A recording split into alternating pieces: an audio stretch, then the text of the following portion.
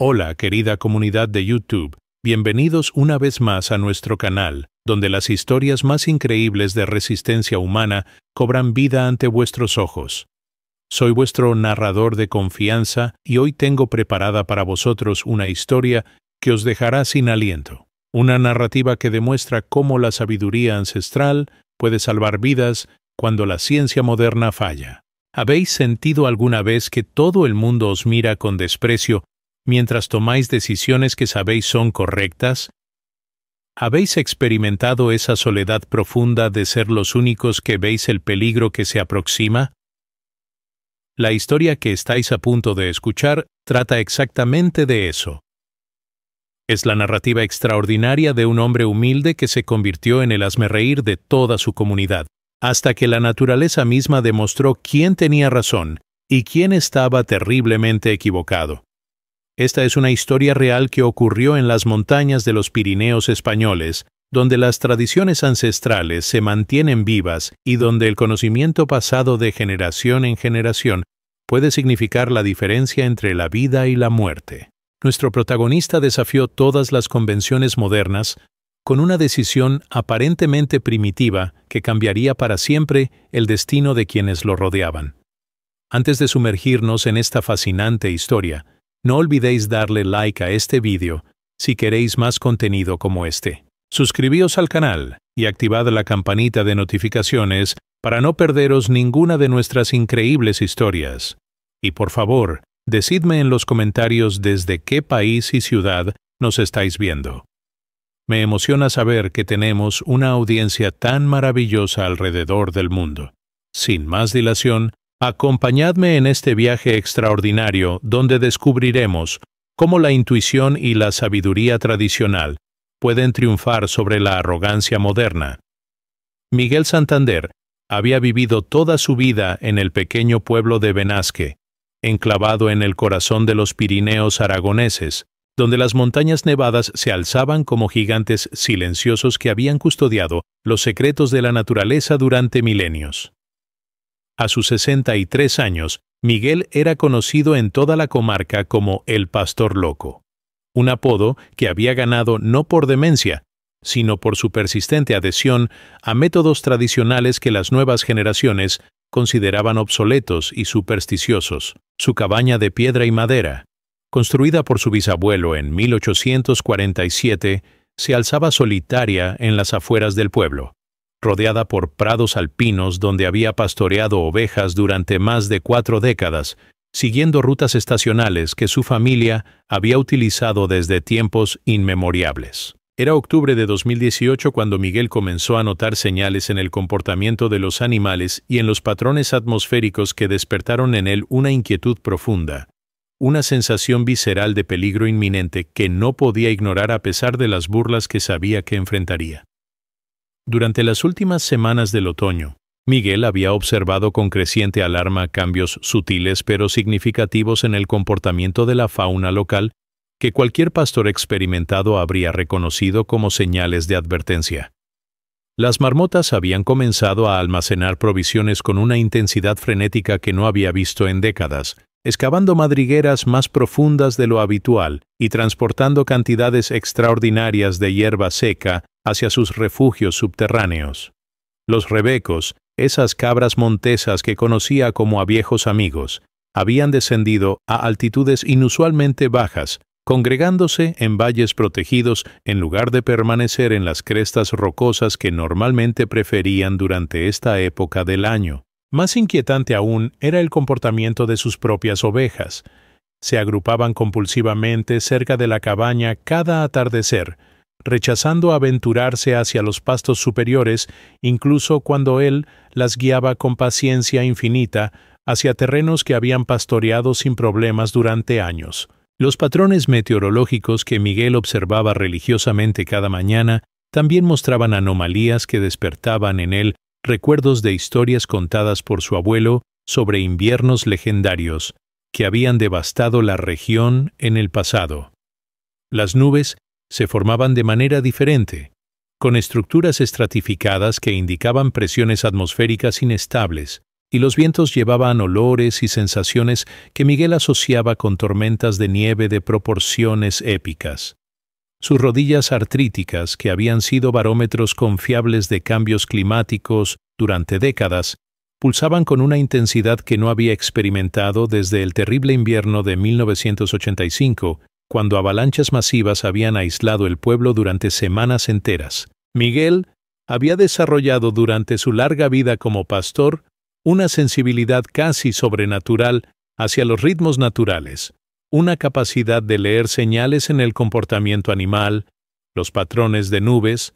la humedad del aire y la temperatura del suelo que le había salvado la vida en múltiples ocasiones. Pero cuando Miguel intentó compartir sus preocupaciones con los vecinos del pueblo, se encontró con una mezcla de condescendencia amable y escepticismo abierto que lo hirió más profundamente de lo que estaba dispuesto a admitir. El alcalde, Carlos Ruiz, un hombre de 40 años que había estudiado administración pública en Zaragoza, le explicó pacientemente que los servicios meteorológicos modernos no habían emitido ninguna advertencia especial para la temporada invernal, y que las predicciones científicas basadas en modelos computarizados eran mucho más confiables que las supersticiones campesinas en las que Miguel había sido criado.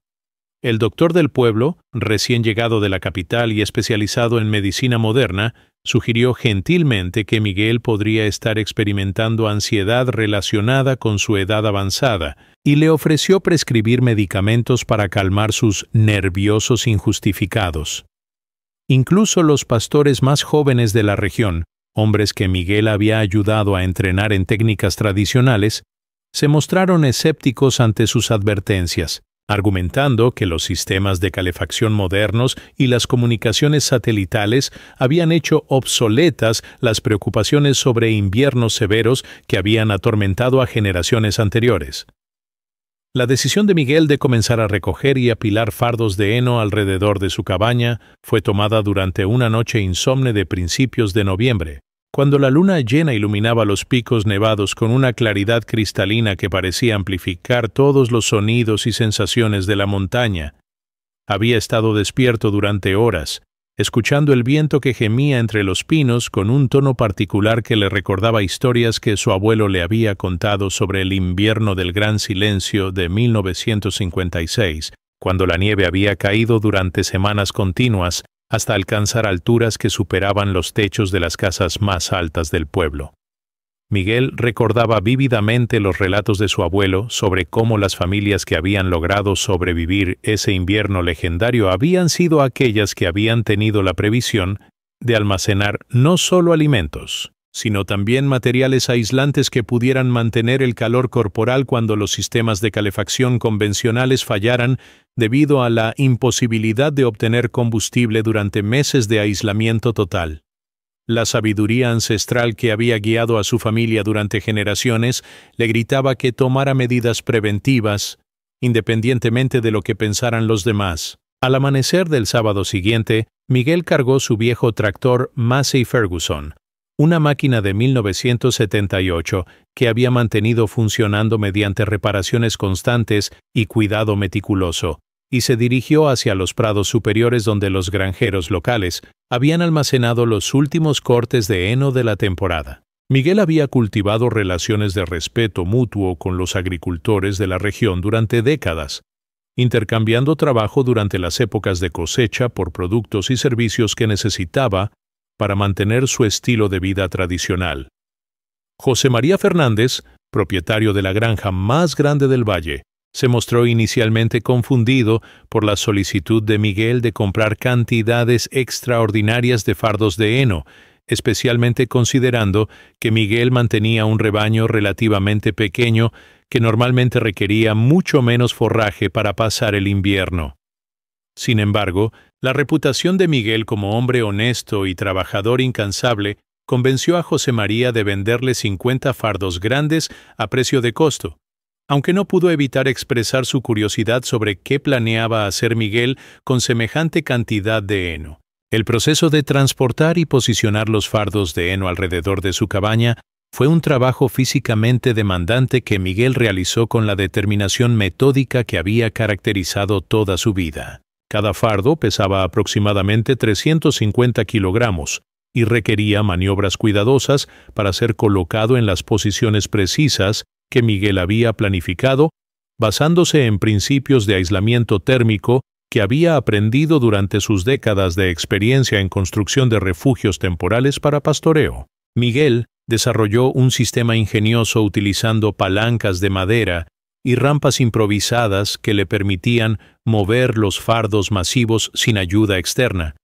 trabajando desde el amanecer hasta el anochecer durante una semana completa, hasta completar una barrera continua de heno que rodeaba completamente su cabaña a una distancia de aproximadamente 2 metros de las paredes exteriores. Los fardos estaban apilados en 2 niveles, creando una pared de aislamiento natural que alcanzaba una altura de casi 3 metros en algunos puntos. La reacción inmediata de los habitantes del pueblo fue de sorpresa, diversión y, eventualmente, burla abierta. Carmen Vidal, la propietaria del único bar del pueblo, comentó a sus clientes habituales que el viejo Miguel finalmente había perdido completamente el juicio, y que su cabaña parecía una fortaleza medieval construida por un loco obsesionado con el apocalipsis. Los turistas que visitaban la región durante el otoño para disfrutar de los colores cambiantes del follaje comenzaron a tomar fotografías de la extraña construcción, compartiendo imágenes en redes sociales con comentarios jocosos sobre tradiciones locales excéntricas y arte folk experimental. Incluso los niños del pueblo comenzaron a incorporar imitaciones de Miguel en sus juegos, construyendo pequeñas fortalezas de heno alrededor de muñecos mientras gritaban dramáticamente sobre tormentas imaginarias que se aproximaban. Miguel escuchaba estas burlas con una mezcla de tristeza y determinación, sabiendo que su reputación en la comunidad estaba siendo dañada, pero incapaz de ignorar las señales de advertencia que continuaban intensificándose cada día que pasaba. Durante la segunda semana de noviembre, las burlas y comentarios despectivos sobre el proyecto de fortificación de Miguel alcanzaron su punto máximo cuando el periódico local, El Eco de los Pirineos, publicó un artículo satírico titulado El Pastor Prepper, cuando las tradiciones se vuelven obsesiones, acompañado por fotografías aéreas tomadas con un dron que mostraban la cabaña de Miguel rodeada por lo que el periodista describía como una muralla de heno digna de un campo de batalla medieval.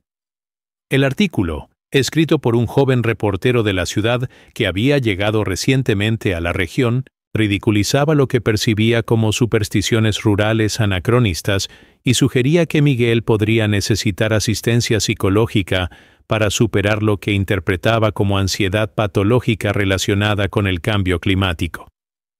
La publicación del artículo intensificó las burlas públicas hasta el punto de que grupos de turistas comenzaron a hacer tours de curiosidad hasta la cabaña de Miguel, tomando selfies frente a los fardos de heno mientras imitaban expresiones de pánico exagerado. Miguel soportó esta humillación pública con la dignidad estoica que había desarrollado durante décadas de vida solitaria en la montaña, pero la presión social comenzó a afectar aspectos prácticos de su vida diaria. El supermercado local, donde había comprado provisiones durante años, comenzó a recibir quejas de algunos clientes que consideraban que la presencia de Miguel creaba un ambiente incómodo debido a su comportamiento errático. María Pilar García, la farmacéutica del pueblo, se sintió obligada a sugerir discretamente que Miguel considerara buscar ayuda profesional para lo que ella percibía como síntomas de aislamiento social extremo. Incluso el cura del pueblo, el padre Antonio, visitó la cabaña de Miguel para expresar preocupación pastoral sobre su bienestar mental y espiritual, aunque Miguel apreció la sinceridad de esta visita y agradeció la oportunidad de explicar sus razones sin enfrentar burlas inmediatas. Durante esta conversación con el padre Antonio,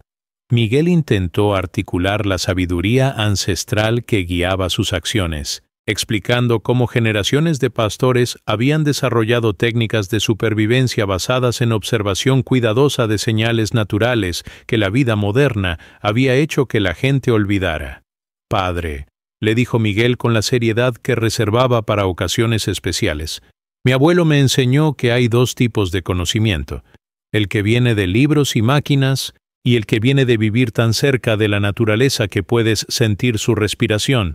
Los libros pueden estar equivocados, las máquinas pueden fallar, pero la naturaleza nunca miente a quienes saben escucharla». El padre Antonio, aunque confundido por la intensidad de la convicción de Miguel, reconoció la sinceridad profunda de sus creencias y prometió incluirlo en sus oraciones, pidiendo que Dios le diera sabiduría para discernir entre intuición válida y ansiedad injustificada. Mientras tanto, Miguel continuó fortaleciendo sus preparativos con una meticulosidad que rayaba en la obsesión, pero que estaba basada en décadas de experiencia práctica en supervivencia en condiciones montañosas extremas. Había instalado respiraderos cuidadosamente posicionados en la barrera de heno para permitir circulación de aire mientras mantenía las propiedades aislantes, y había creado múltiples túneles de acceso que le permitirían moverse entre su cabaña y los edificios exteriores donde guardaba herramientas y provisiones, incluso si la nieve alcanzaba alturas extremas. Miguel también había aprovechado las burlas públicas para obtener fardos adicionales a precios reducidos, ya que varios granjeros, divirtiendo por su excentricidad, le habían vendido su exceso de heno a precio de liquidación sin darse cuenta de que estaban contribuyendo a lo que eventualmente se revelaría como el sistema de supervivencia más efectivo de toda la región. Para finales de noviembre, la cabaña de Miguel estaba rodeada por más de 80 fardos de heno, creando una fortaleza de aislamiento natural que podría mantener temperaturas habitables incluso en condiciones climáticas que destruirían sistemas de calefacción convencionales. La primera semana de diciembre trajo consigo cambios atmosféricos que Miguel había estado anticipando, pero que tomaron por sorpresa al resto de la región. Las temperaturas cayeron abruptamente desde máximas diurnas de 8 o 10 grados centígrados hasta mínimas nocturnas de 15 grados, un descenso de más de 20 grados en menos de 4 días que superó todas las predicciones meteorológicas oficiales y dejó a los servicios de emergencia regionales completamente desprevenidos. Los sistemas de calefacción en todo el pueblo comenzaron a trabajar a capacidad máxima, consumiendo combustible a ritmos que agotaron rápidamente las reservas locales y crearon una demanda desesperada de entregas de emergencia que la infraestructura de transporte regional no estaba preparada para manejar. Miguel observó estos desarrollos desde la comodidad relativa de su cabaña, que mantenía una temperatura interior estable de 18 grados centígrados gracias al aislamiento natural proporcionado por los fardos de heno, sin requerir más calefacción que su estufa de leña tradicional, funcionando a niveles normales. Las primeras nevadas comenzaron el martes por la noche con copos grandes y húmedos que se acumularon lentamente durante las horas nocturnas, creando una capa blanca y silenciosa que transformó el paisaje familiar en algo extrañamente hermoso y ominoso. Miguel había visto suficientes inviernos montañosos para reconocer inmediatamente que esta no era nieve ordinaria. Los cristales tenían la estructura densa y cohesiva que caracterizaba las precipitaciones que se acumularían rápidamente y persistirían durante periodos prolongados. Para el amanecer del miércoles, habían caído 40 centímetros de nieve, una cantidad respetable pero manejable que generó comentarios positivos entre los habitantes del pueblo sobre las perspectivas para la temporada de esquí local. Sin embargo, Miguel notó detalles que otros pasaron por alto. La nieve continuaba cayendo con intensidad constante incluso después del amanecer. Los vientos se habían calmado completamente, creando condiciones perfectas para acumulación máxima, y la temperatura se había estabilizado en 8 grados centígrados, exactamente el rango que maximizaría la tasa de precipitación continua. Para el viernes por la mañana había quedado claro que esta no era una tormenta de nieve normal. La acumulación había alcanzado 2 metros en terreno nivelado y considerablemente más en áreas donde el viento había creado acumulaciones, bloqueando completamente las carreteras secundarias que conectaban Benasque con pueblos vecinos y dificultando seriamente el tráfico en la carretera principal hacia Barbastro. Los servicios de emergencia habían desplegado quitanieves las 24 horas del día, pero la nieve continuaba cayendo a un ritmo que superaba su capacidad de remoción, creando una situación logística que se deterioraba rápidamente. Las líneas eléctricas comenzaron a fallar bajo el peso de la nieve acumulada, dejando sin electricidad a sectores progresivamente más grandes del pueblo, y forzando a los residentes a depender de sistemas de calefacción de respaldo que muchos no habían mantenido adecuadamente o simplemente no poseían. Miguel había preparado su sistema eléctrico para esta eventualidad, instalando un generador de respaldo que funcionaba con gas propano y que había probado exhaustivamente durante las semanas anteriores. Más importante aún, había almacenado suficiente combustible sólido para mantener su estufa de leña funcionando durante meses, y el aislamiento proporcionado por los fardos de heno hacía que este sistema de calefacción tradicional fuera extraordinariamente eficiente. Mientras sus vecinos comenzaban a experimentar las primeras incomodidades serias del invierno que se intensificaba, Miguel mantenía rutinas normales en un ambiente interior que permanecía cálido y confortable. Sin embargo, su satisfacción por la validación de sus preparativos estaba templada por una preocupación genuina por el bienestar de sus vecinos y por el reconocimiento de que las condiciones que había anticipado estaban desarrollándose incluso más severamente de lo que había temido inicialmente.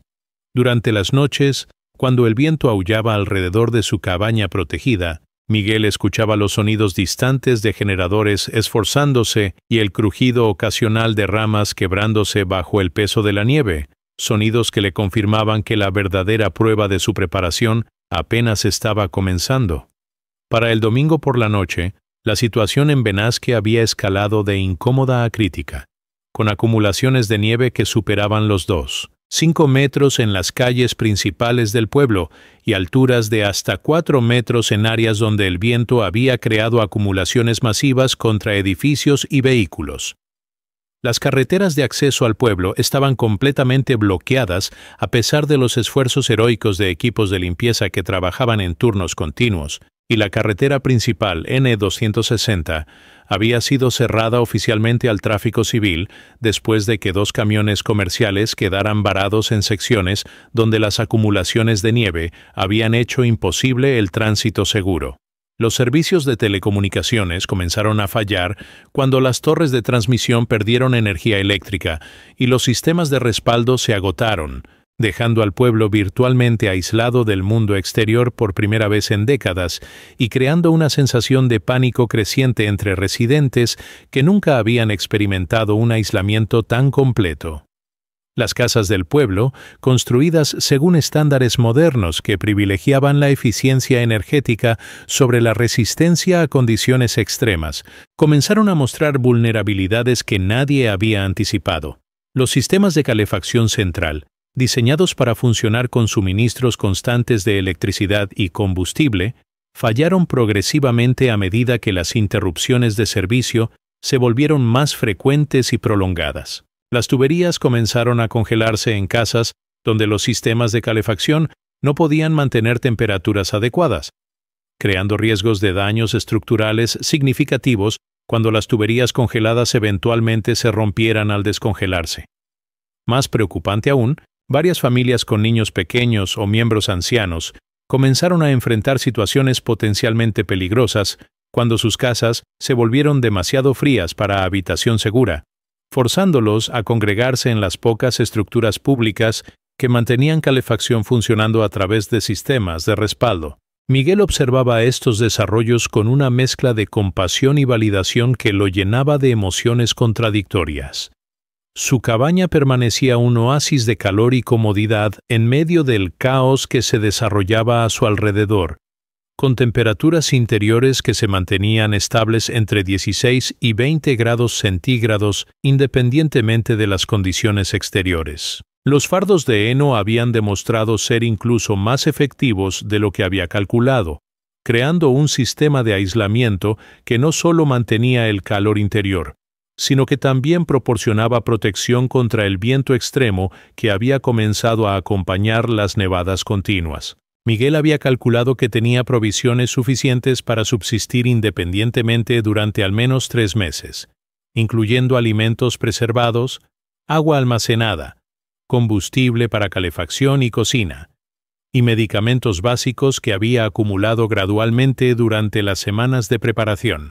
Durante las horas nocturnas del domingo, cuando los vientos alcanzaron velocidades de hasta 80 km por hora y las temperaturas cayeron a 22 grados centígrados, Miguel experimentó el primer momento de verdadera preocupación sobre su propia seguridad cuando escuchó crujidos alarmantes en la estructura de madera de su cabaña bajo la presión combinada del viento extremo y el peso de nieve acumulada en el techo. Sin embargo, los fardos de heno demostraron proporcionar no solo aislamiento térmico, sino también protección estructural significativa, actuando como contrafuertes naturales que distribuían las fuerzas del viento y reducían la tensión sobre las paredes de la cabaña.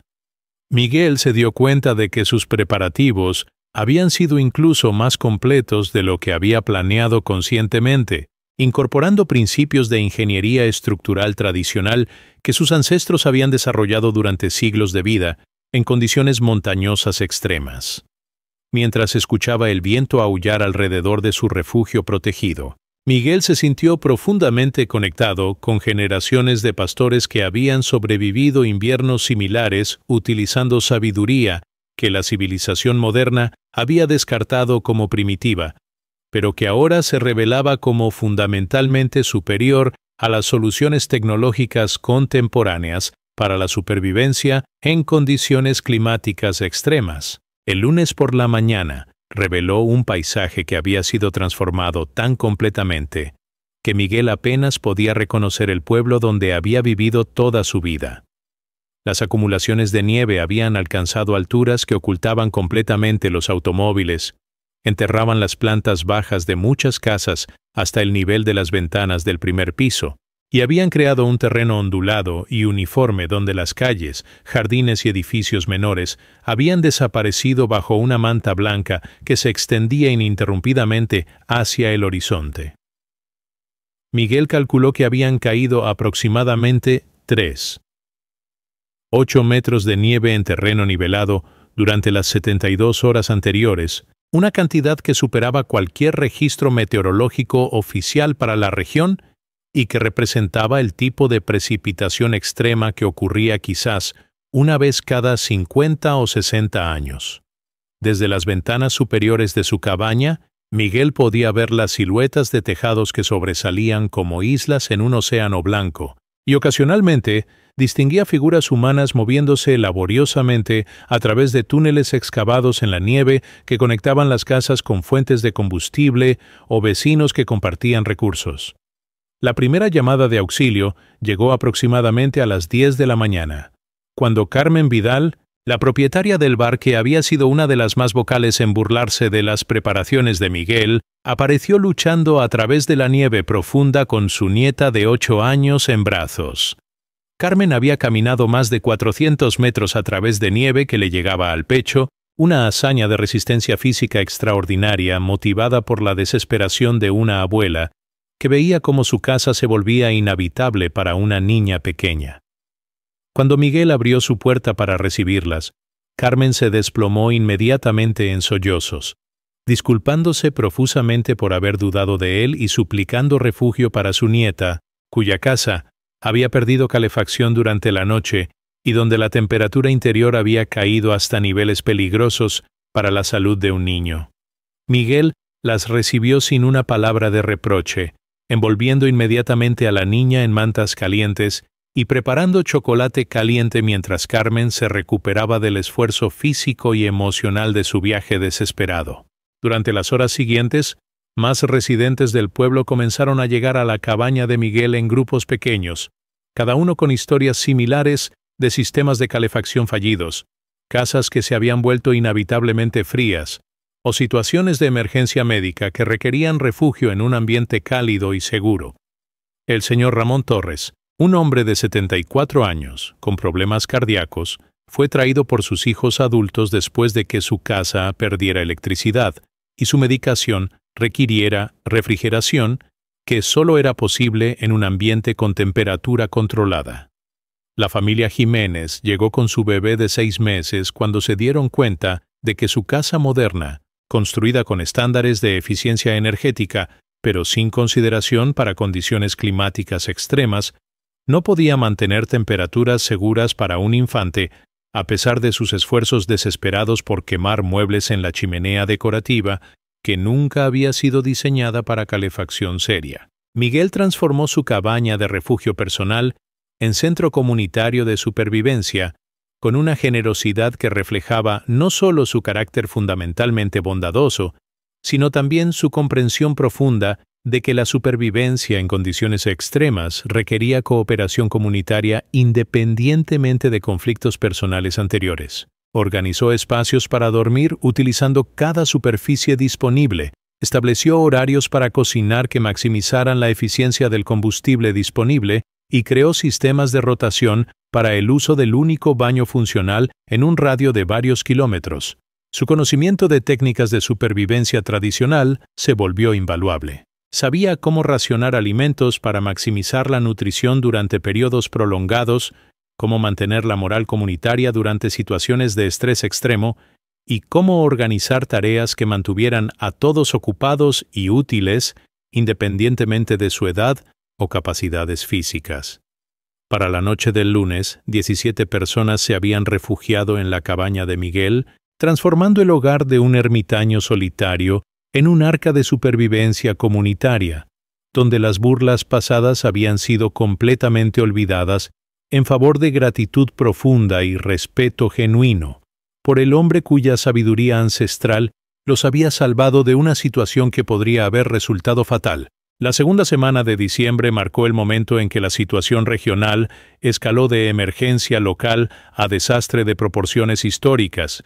con temperaturas que alcanzaron mínimas récord de 28 grados centígrados y nevadas adicionales, que aumentaron las acumulaciones totales hasta niveles que no habían sido registrados en la región desde el legendario invierno de 1888. Los servicios de emergencia a nivel provincial se habían vuelto completamente inoperantes, con helicópteros de rescate imposibilitados de volar debido a condiciones de viento extremo y visibilidad nula, y equipos de rescate terrestres bloqueados por carreteras que permanecían impasables, a pesar de esfuerzos heroicos de múltiples provincias coordinando equipos de limpieza. Las comunicaciones con el mundo exterior se habían cortado completamente cuando la última torre de telecomunicaciones perdió energía y su sistema de respaldo se agotó,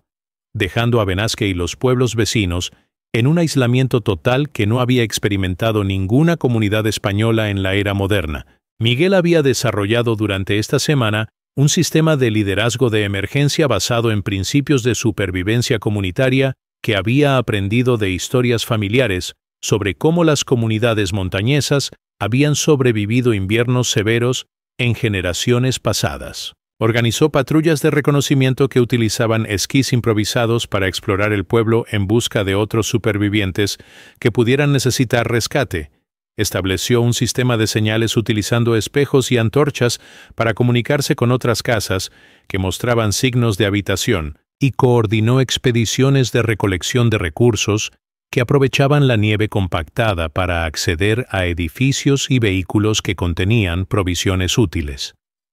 Su cabaña se había convertido efectivamente en el centro de comando para la supervivencia de toda la comunidad, con refugiados que llegaban diariamente después de escuchar rumores sobre la fortaleza milagrosa de Miguel, que había circulado entre los supervivientes dispersos por todo el pueblo. La gestión de recursos se había vuelto una ciencia compleja que requería balancear las necesidades inmediatas de más de 30 personas que ahora dependían completamente del refugio de Miguel, con la necesidad de conservar provisiones para un periodo de aislamiento que podría extenderse durante semanas adicionales. Miguel había implementado un sistema de racionamiento estricto pero justo, que garantizaba que todos recibieran nutrición adecuada mientras maximizaba la duración de las provisiones disponibles, y había organizado equipos especializados para tareas específicas: recolección de nieve para agua, mantenimiento del fuego para calefacción y cocina, cuidado de niños y ancianos, y exploración cuidadosa del área circundante para identificar recursos adicionales que pudieran ser recuperados de manera segura. Su sistema de fardos de heno había demostrado ser incluso más versátil de lo que había anticipado, proporcionando no solo aislamiento sino también combustible de emergencia que podía ser quemado de manera controlada cuando las reservas de leña se agotaran, y forraje que podía ser utilizado para alimentar a los pocos animales domésticos que habían sobrevivido la tormenta. La transformación social dentro de la comunidad de refugiados era igualmente notable y emotiva. Las jerarquías sociales tradicionales del pueblo se habían desvanecido completamente, reemplazadas por un sistema meritocrático basado en contribuciones útiles a la supervivencia comunitaria, independientemente del estatus socioeconómico anterior. Carmen Vidal, que había sido propietaria de negocio y una de las voces más críticas de Miguel, ahora coordinaba voluntariamente las tareas de cocina y limpieza con una dedicación que reflejaba su gratitud profunda por la salvación de su nieta. El alcalde Carlos Ruiz, que había descartado públicamente las preocupaciones de Miguel como supersticiones campesinas, ahora buscaba constantemente el consejo de Miguel para decisiones que afectaran el bienestar del grupo, reconociendo implícitamente que el liderazgo en situaciones de supervivencia extrema requería experiencia práctica más que títulos académicos o autoridad política formal. Durante las largas noches iluminadas por la luz de velas y el resplandor del fuego, cuando el grupo se reunía para conservar calor y mantener la moral, Miguel compartía historias de supervivencia que había aprendido de generaciones anteriores, transformando el conocimiento ancestral en educación práctica que podría salvar vidas si la situación se prolongaba aún más o si enfrentaban desafíos adicionales que requerían adaptación creativa a circunstancias extremas. La tercera semana de diciembre trajo consigo el momento más crítico de toda la crisis cuando las temperaturas descendieron hasta 32 grados centígrados, estableciendo un nuevo récord histórico que superaba cualquier medición documentada en la región durante los últimos 150 años. Esta temperatura extrema creó condiciones que amenazaban la supervivencia, incluso dentro del refugio relativamente protegido que Miguel había creado,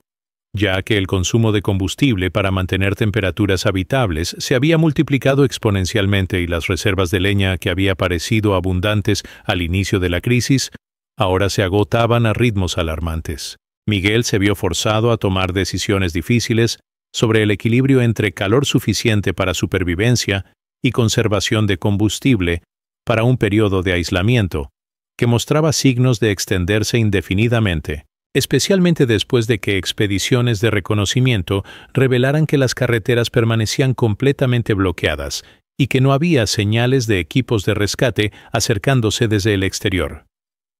Durante esta crisis dentro de la crisis, Miguel demostró la profundidad de su conocimiento sobre supervivencia en condiciones extremas implementando técnicas tradicionales que la mayoría de las personas considerarían primitivas, pero que se revelaron extraordinariamente efectivas. Reorganizó completamente el espacio interior de su cabaña para maximizar la conservación de calor corporal, creando una sala de calor central donde todos los refugiados dormían en proximidad estrecha durante las noches más frías, utilizando mantas compartidas y calor corporal comunitario para mantener temperaturas de supervivencia con consumo mínimo de combustible externo. Implementó horarios estrictos donde todas las actividades que requerían calor adicional se concentraban durante periodos específicos del día, minimizando las pérdidas de calor que ocurrían cuando se abría la estufa para cocinar o cuando se añadía combustible para mantener el fuego. Miguel también enseñó al grupo técnicas de respiración y ejercicios físicos discretos que aumentaban la circulación sanguínea y la generación de calor corporal, conocimientos que había aprendido de pastores ancianos que habían sobrevivido situaciones similares durante su juventud. La comunidad de supervivientes había desarrollado durante estas semanas una cohesión social y un sistema de apoyo mutuo que trascendía completamente las relaciones sociales que habían existido en el pueblo antes de la crisis. Las personas que apenas se habían hablado durante años trabajaban ahora en cooperación íntima diaria, compartiendo no solo recursos físicos, sino también fortaleza emocional y apoyo psicológico que era esencial para mantener la moral durante la prueba prolongada que enfrentaban. Los niños refugiados se habían adaptado a la situación con la flexibilidad característica de su edad, creando juegos y actividades que no solo los mantenían ocupados, sino que también contribuían genuinamente a las tareas de supervivencia. Recolectaban nieve limpia para agua, ayudaban a organizar provisiones y proporcionaban la alegría y esperanza que los adultos necesitaban para mantener su determinación de sobrevivir independientemente de las dificultades que enfrentaran. Miguel había comenzado a documentar meticulosamente toda la experiencia en un diario detallado que registraba no solo los aspectos técnicos de supervivencia y gestión de recursos, sino también las dinámicas sociales y psicológicas que habían emergido durante la crisis. Reconocía que estaban viviendo un evento histórico que podría proporcionar lecciones invaluables para futuras generaciones, especialmente considerando que el cambio climático podría hacer que situaciones similares fueran más frecuentes en el futuro. Su documentación incluía observaciones sobre cuáles técnicas tradicionales habían sido más efectivas, qué aspectos de la vida moderna habían resultado más vulnerables a condiciones extremas, y cómo las comunidades podrían prepararse mejor para emergencias similares. Miguel también registraba las historias personales de transformación que había observado entre los refugiados, notando cómo la experiencia compartida de supervivencia había revelado fortalezas de carácter que muchas personas nunca habían sabido que poseían y cómo la gratitud genuina por la supervivencia básica había cambiado fundamentalmente las perspectivas de todos sobre lo que realmente importaba en la vida humana. El día de Nochebuena marcó un momento de profunda reflexión y transformación espiritual para toda la comunidad de supervivientes que había encontrado refugio en la cabaña de Miguel, ya que la celebración de la Navidad, en circunstancias tan extremas, creó una conexión con el significado fundamental de la temporada que ninguno de ellos había experimentado en sus vidas normales y cómodas. Miguel había insistido en que observaran la fecha sagrada a pesar de las limitaciones extremas de sus recursos, organizando una ceremonia íntima, donde compartieron sus últimas reservas de alimentos especiales en una cena comunitaria que celebraba no solo el nacimiento de Cristo, sino también su propia supervivencia milagrosa durante las 3 semanas más difíciles que cualquiera de ellos había enfrentado jamás. El padre Antonio, que había estado entre los refugiados desde la primera semana, dirigió una misa improvisada que se convirtió en una experiencia espiritual extraordinariamente poderosa, cuando cada persona del grupo expresó gratitud profunda, no solo por su supervivencia física, sino por las lecciones sobre comunidad, humildad y dependencia mutua que la crisis les había enseñado. Durante esta celebración, Miguel recibió un reconocimiento espontáneo y emotivo de toda la comunidad que había salvado. Cuando Carmen Vidal se levantó para hablar en nombre de todos los refugiados y expresó con lágrimas en los ojos cómo la sabiduría, generosidad y liderazgo de Miguel habían transformado lo que podría haber sido una tragedia comunitaria en una experiencia que había fortalecido su fe tanto en la bondad humana como en la providencia divina. «Miguel», dijo Carmen con voz quebrada por la emoción, «cuando nos burlamos de ti por apilar heno alrededor de tu casa, pensábamos que eras tú quien necesitaba ayuda. Ahora sabemos que fuimos nosotros quienes necesitábamos tu sabiduría, tu preparación y tu corazón generoso. Has sido nuestro ángel guardián durante estas semanas terribles». El alcalde Carlos Ruiz añadió que cuando regresaran a la vida normal, se comprometía a implementar políticas municipales que honraran y preservaran el conocimiento tradicional que Miguel representaba, reconociendo que la sabiduría ancestral contenía lecciones de supervivencia que la tecnología moderna no había logrado reemplazar efectivamente.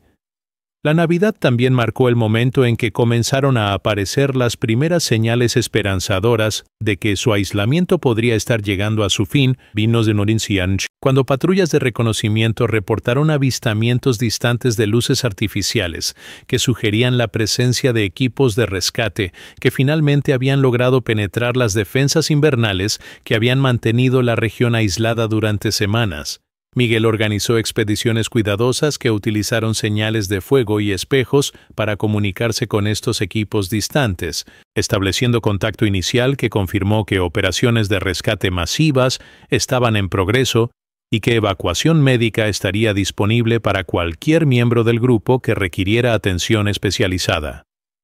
Sin embargo, Miguel también notó con satisfacción que ninguno de los refugiados mostraba síntomas graves de problemas de salud relacionados con las condiciones extremas, un testimonio tanto a la efectividad de su sistema de refugio como a la resistencia humana que había sido fortalecida por semanas de vida cooperativa y propósito compartido. Durante las últimas noches antes del rescate, la conversación en el grupo se centró cada vez más en cómo la experiencia había cambiado permanentemente sus perspectivas sobre la vida, la comunidad y la relación entre conocimiento tradicional y supervivencia moderna. Muchos refugiados expresaron la determinación de mantener las amistades y sistemas de apoyo mutuo que habían desarrollado durante la crisis, reconociendo que las relaciones forjadas durante circunstancias extremas poseían una profundidad y autenticidad que raramente se encontraba en la vida social normal. Varios padres comentaron que sus hijos habían aprendido lecciones sobre resistencia, cooperación y gratitud que ninguna educación formal podría haber proporcionado, y que considerarían estas semanas como algunas de las más valiosas en el desarrollo del carácter de sus familias. Miguel escuchaba estas reflexiones con humildad profunda, pero también con satisfacción de saber que su decisión aparentemente excéntrica de apilar fardos de heno alrededor de su cabaña había catalizado no solo la supervivencia física de más de 30 personas, sino también transformaciones personales y comunitarias que influenciarían positivamente sus vidas durante décadas futuras. La evacuación final comenzó el 29 de diciembre cuando equipos de rescate especializados en condiciones árticas llegaron con vehículos de nieve modificados y equipos médicos portátiles, iniciando un proceso de rescate que duró 3 días completos, debido a las precauciones extraordinarias necesarias para transportar refugiados de manera segura, a través de terreno que permanecía extremadamente peligroso, a pesar de las mejoras graduales en las condiciones climáticas. Miguel insistió en ser evacuado último, permaneciendo en su cabaña, hasta asegurar que todos los demás refugiados habían sido trasladados de manera segura a centros de calefacción temporales que habían sido establecidos en Barbastro, donde servicios médicos y sociales estaban disponibles para ayudar en la transición de regreso a la vida normal. Cuando finalmente cerró la puerta de su cabaña y siguió a los equipos de rescate hacia el mundo exterior, que había estado aislado durante más de 3 semanas, Miguel llevaba consigo no solo sus posesiones personales, sino también el reconocimiento profundo de que había vivido la experiencia más significativa e impactante de su vida entera. El regreso al mundo exterior reveló la magnitud verdadera del evento que habían sobrevivido, ya que medios de comunicación nacionales e internacionales habían estado cubriendo intensivamente lo que se había convertido en una de las emergencias de supervivencia invernal más dramáticas registradas en Europa moderna.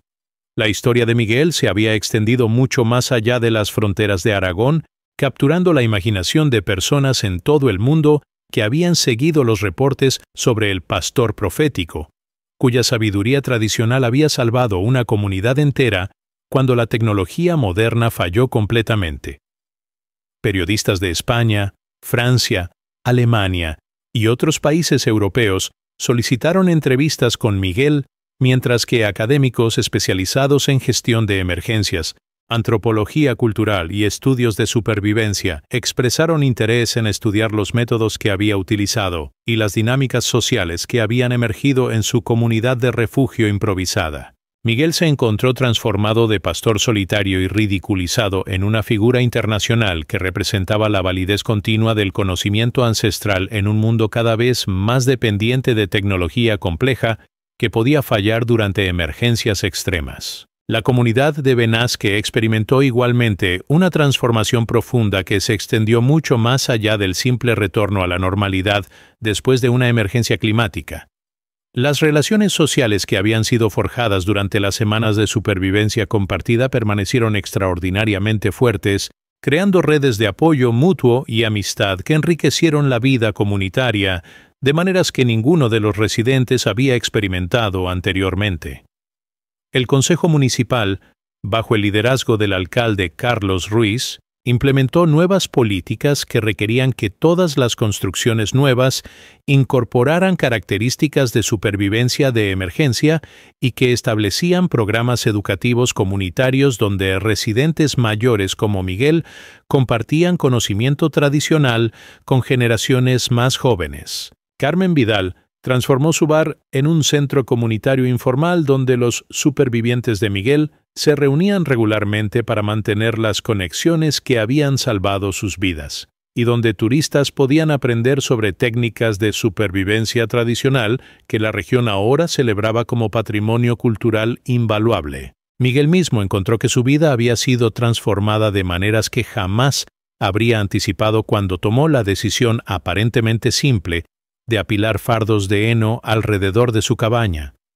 Su nuevo estatus como experto reconocido en supervivencia tradicional le había abierto oportunidades para viajar, enseñar y escribir sobre técnicas ancestrales que poseían relevancia contemporánea, urgente, en una era de cambio climático y inestabilidad tecnológica creciente. Universidad en toda España le habían ofrecido posiciones de profesor visitante, donde podría enseñar cursos sobre sabiduría tradicional y supervivencia moderna, y había comenzado a colaborar con equipos de investigación que estudiaban cómo el conocimiento indígena y ancestral podría informar estrategias de adaptación climática para el siglo XXI. Más significativo para Miguel personalmente fue el reconocimiento de que su experiencia había demostrado que la intuición desarrollada durante décadas de vida en proximidad estrecha con la naturaleza poseía un valor que trascendía cualquier sistema de conocimiento formal y que la humildad para aprender de generaciones pasadas podía salvar vidas cuando la arrogancia tecnológica fallaba. Mientras contemplaba los Pirineos desde su cabaña restaurada, ahora rodeada por jardines conmemorativos plantados por las familias que había salvado, Miguel sabía que había vivido para ver la validación más completa posible de las enseñanzas que su abuelo le había transmitido décadas atrás sobre la importancia eterna de respetar, preservar y aplicar la sabiduría que la naturaleza enseña a quienes tienen paciencia y humildad suficiente para escuchar sus lecciones.